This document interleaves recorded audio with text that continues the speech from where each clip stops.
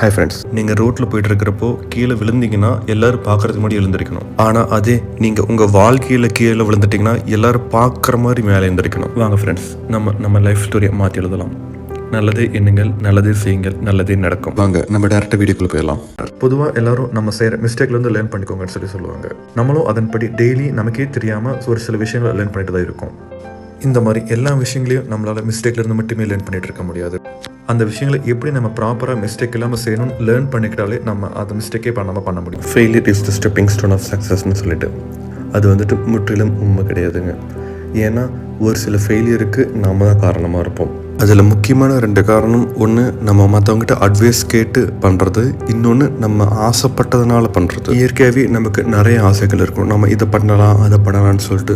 So அந்த மாதிரி பண்ணால் ஆப்வியஸாக நமக்கு ஃபெயிலியர் தான் எடுத்த உடனே கிடைக்கும். எந்த ஒரு விஷயமா இருந்தாலும் ஃபஸ்ட்டு நம்ம அதை ரிசர்ச் பண்ணணும். அந்த ரிசர்ச் ஃபஸ்ட்டு உங்ககிட்ட இருந்து ஸ்டார்ட் ஆகணும். இப்போ நீங்கள் 20லேருந்து 25 வயசு வரைக்கும் இருக்கிறீங்கன்னா இத்தனை வருஷத்தில் நீங்கள் ஏதோ ஒரு விஷயத்தில் பெஸ்ட்டாக இருப்பீங்க. அது எதுவாக வேணாலும் இருக்கலாம். ஏதோ சப்ஜெக்டாக இருக்கலாம், ஏதோ ஸ்போர்ட்ஸாக இருக்கலாம், கம்ப்யூட்டர் நாலேஜாக இருக்கலாம், டிசைனிங் நாலேஜாக இருக்கலாம், அனிமேஷன், ஃபோட்டோகிராஃபி, எதுவாக வேணாலும் இருக்கு. அந்த பெஸ்ட் எதுன்னு கண்டுபிடிச்சிட்டிங்கன்னா அதிலிருந்து நீங்கள் எப்படி சம்பாதிக்கலான்றது முடிவு பண்ணிங்கனாலே ஆட்டோமேட்டிக்காக உங்களுக்கு பிடிச்சதாகவும் இருக்கும். நீங்கள் அதுலேருந்து சம்பாதிக்கிறது ரொம்ப ஈஸியான வழியாக இருக்கும். அதற்கப்புறம் வர ஃபெயிலியர்ஸ் தான் ஸ்டெப்பிங் ஸ்டோன் ஆஃப் சக்ஸஸ். அந்த ஒவ்வொரு ஃபெயிலியர்லையும் நீங்கள் நிறைய விஷயங்களை கற்றுக்கிட்டு உங்களை ஷேப் பண்ணிட்டு இருக்கீங்கன்னு அர்த்தம். அந்த ஒவ்வொரு ஃபெயிலியரில் நீங்கள் கீழே விளையாடுறப்ப தான் நீங்கள் யார், உங்களோட பவர் என்னன்றது நீங்கள் தெரிஞ்சுக்க முடியும். ஒர்க் பண்ணுறவங்களுக்கு இன்னும் நிறைய டாஸ்க் பெண்டிங் இருக்குது, நம்ம ப்ராஜெக்ட் டைம்குள்ளே முடிக்கணுமே அப்படிங்கிற பயம். பிஸ்னஸ் பண்ணுறவங்களுக்கு நம்ம இந்த மந்த் இந்த டார்கெட் அச்சீவ் பண்ணணுமே, இன்னும் மார்க்கெட்டிங் நல்லா பண்ணணுமேனு பயம். இதற்கான சிம்பிள் சொல்யூஷனே நமக்கு என்ன தேவை இருக்கோ அதை விட ரொம்ப அதிகமாக ஆசைப்பட்டோம்னா இப்போ இருக்க தேவை ஈஸியாக கிடைச்சிரும். ஃபார் எக்ஸாம்பிள், இப்போ நம்ம ஜிம்மில் ஒர்க் அவுட் பண்ணிட்டு இருக்கிறப்போ யூஸ்வலாக 5 kg ட்ரை பண்ணிட்டு இருப்போம். நம்மளோட டார்கெட் 10 kg இருக்கும். ஸோ அந்த 10 kg போகிறதுக்கு முன்னாடி ஒரு தடவை 15 kg இருக்க வெயிட்டை ஒரு தடவை ட்ரையல் பார்த்தீங்கன்னா ஆட்டோமேட்டிக்காக அந்த 10 kg உங்களுக்கு ரொம்பவே ஈஸியாக இருக்கும். சேம் லைக் இதே ஃபார்முலா தான் எல்லா இடத்துக்குமே இம்ப்ளிமெண்ட் பண்ணணும். பேப்பரத்தில் ஒரு சில டைமில் அவங்க கோவத்தை கண்ட்ரோல் பண்ண முடியாது. ஒரு இலக்கை நோக்கி போயிட்டு இருக்கவங்க கண்டிப்பாக தேவையில்லாத விஷயத்துக்கு அவங்க கோவப்படவே மாட்டாங்க. அது ஏன்னு தெரியுமா? ஒருத்தர் மேலே நமக்கு கோவம் வந்துச்சுன்னா நம்மளையே மறந்து அவங்கள எப்படி திட்டலாம், அவங்கள எப்படி அடிக்கிறது, இல்லைன்னா ஏதோ பொருள் எடுத்து தாக்கலாமா, அவங்கள ஏதாச்சும் பண்ணியே ஆகணும்னு சொல்லிட்டு ஒரு மிருகத்தனமான எமோஷன் நமக்குள்ளே வரும். ஸோ அந்த மாதிரி எமோஷன் இருக்கிறப்போ அந்த நாளே நமக்கு வேஸ்ட்டாக போகும். ப்ளஸ் ரொம்பவே எமோஷ்னலாக நம்ம மைண்டு அஃபெக்ட் ஆகும். அதுவும் இல்லாமல் நம்ம ஃபோக்கஸ் நம்ம டார்கெட்லேருந்து ரொம்பவே தள்ளி போவோம். இது தெரிஞ்சதுனால தான் ஒரு இலக்கை நோக்கி போயிட்டு இருக்கவங்க எப்போவுமே தேவையில்லாமல் கோவப்பட மாட்டாங்க. இது உங்களுக்கு கண்டிப்பாக தேவைப்படும் உங்களோட டார்கெட்டை நோக்கி போகிறதுக்கு. நாம் எப்படி டெய்லி லைஃப் நல்லா ஹெல்த்தியாக வாழ்கிறதுக்காக டைமுக்கு டைம் நல்லா சாப்பிட்றோமோ அதே மாதிரி தான் நம்ம டார்கெட்டை ரீச் ஆகிறதுக்கு நமக்கு மோட்டிவேஷன் தேவை. அந்த மோட்டிவேஷன் நம்ம மற்றவங்க கிட்ட இருந்து எல்லா டைமும் எக்ஸ்பெக்ட் பண்ண முடியாது. ஸோ அதனால் நம்மளே தான் நம்மளை மோட்டிவேட் பண்ணி ஆகணும். அந்த மாதிரி டார்கெட்டை நோக்கி போயிட்டு இருக்கவங்க மோட்டிவேட்டடான வீடியோஸ் பார்க்குறதும், மோட்டிவேட்டடான புக்ஸ் படிக்கிறதும், நல்ல நண்பர்கள்ட்ட டைம் ஸ்பெண்ட் பண்ணுறது தான் ரொம்ப முக்கியமான விஷயம். இப்போ நீங்கள் ஏதோ ஒரு டார்கெட் இருக்கிறதுனால தான் மோட்டிவேட்டடான இந்த வீடியோஸ்லாம் பார்த்துட்ருக்கீங்க. உங்களுக்கு வாழ்த்துக்கள். இந்த மோட்டிவேட் யுவர் செல்ஃப் அறிகுறி டிஃபால்ட்டாகவே இருக்குது. Keep going. அவங்க எப்பெல்லாம் உன்னால் இது செய்ய முடியாது, இது உனக்கு வராது, இது உனக்கு தேவையில்லாத விஷயம்னு சொல்கிறாங்களோ நம்ம ஏன் அதை பண்ணக்கூடாதுன்னு நமக்கு ஒரு மோட்டிவேஷன் வரும்.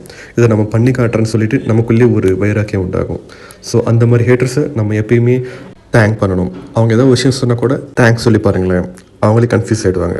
ஸோ எப்போ நம்ம யார் நம்மளை தாழ்த்தி பேசினாலும் நம்ம பாட்டு நம்ம வேலையை பார்க்குறோமே அப்போ தான் நம்மளோட டார்கெட்டை ஃபாஸ்ட்டாக ரீச் ஆகும். இப்போ ஆஃபீஸில் லெவல் 1 ஆர் லெவல் 2 லெவல் 3 கேட்டகரியில் ஒர்க் பண்ணிட்டு இருக்கிறப்போ நம்ம ஃபைனல் லெவல் லாஸ்ட் கேட்டகரியில் இருக்க ஒர்க் பண்ணுறவங்கள பார்த்தோம்னா அவங்களுக்கு இருக்க ஒர்க் ப்ரெஷர் நம்மளை விட ரொம்ப அதிகமாக இருக்கும். ஸோ அவங்கள கம்பேர் பண்ணுறப்ப நம்ம ஒர்க் ஒன்றுமே கிடையாது. ஸோ அந்த மாதிரி நம்ம ஒர்க்கு ரொம்ப சிம்பிளாக ஈஸியாக முடிக்க முடியும்னு நினைப்பு வந்தாலே ஃபோக்கஸ் ஆட்டோமேட்டிக்காக அதிகமாக. இப்போ இருக்க காலகட்டத்தில் நம்ம எல்லாருமே ஏதோ ஒரு சில வகையில் ஸ்ட்ரெஸ் ஃபீல் பண்ண ஸ்டார்ட் பண்ணிட்டோம். ஸ்டூடெண்ட்ஸ்க்கு எக்ஸாம் டைம்லையும், ஆஃபீஸில் ஒர்க் பண்ணுறவங்களுக்கு ப்ராஜெக்ட் டெலிவரி டைம்லையும், பிஸ்னஸ் பண்ணுறவங்களுக்கு கிளைண்ட்டை ஃபேஸ் பண்ணுற டைம்லையும் ஸ்ட்ரெஸ் மேனேஜ்மெண்ட் ரொம்பவே சேலஞ்சிங்காக இருக்குது. இதுக்கெல்லாம் ஒரே சொல்யூஷன் சைலன்ஸ்.